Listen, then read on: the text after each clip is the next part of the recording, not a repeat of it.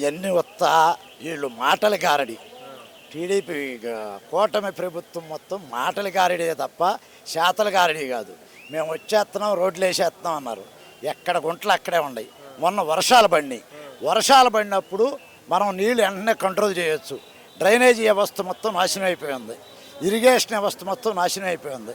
నీళ్ళు అన్ని రిజర్వాయర్లు వెళ్తున్నా కూడా నీళ్ళు లేకుండా చచ్చిపోయిన పొలాలు ఉన్నాయి. మొన్న మునిగిపోయి పొలాలు ఉన్నాయి.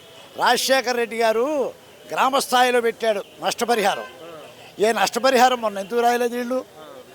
నష్టపరిహారం వీళ్ళు ఎందుకు రాయలేదు? ఇప్పుడు జగన్మోహన్ రెడ్డి గారు ఉన్నప్పుడు ఈ క్రాప్ కానీ అలా ఈకేవైసీ చేయడం కానీ నష్టపరిహారం ఇచ్చేవాళ్ళు. ఇప్పుడు జగన్మోహన్ రెడ్డి గారు ఉండగా ఒక ఊళ్ళో 10 ఎకరాలు పోయినా కూడా ఆ 10 ఎకరాలు సచివాలయం వాళ్ళు వాలంటీర్లు రాసుకుని దానికి నష్టపరిహారం 20 రోజులు వేశాడు. 20 రోజుల్లో నష్టపరిహారం వేసిన ఘనత జగన్మోహన్ రెడ్డి ఒక్కడిదే. వీళ్ళ వల్ల ఏమీ కాదు. ఈ ప్రభుత్వం లేదు. గతంలో ఇప్పుడు మన నష్టపోయిన డబ్బులు రాలా, అసలు రాయలా. గత సంవత్సరం నష్టపోయిన వాళ్ళకి వాళ్ళ పార్టీ వాళ్ళకి ఇచ్చుకున్నారు.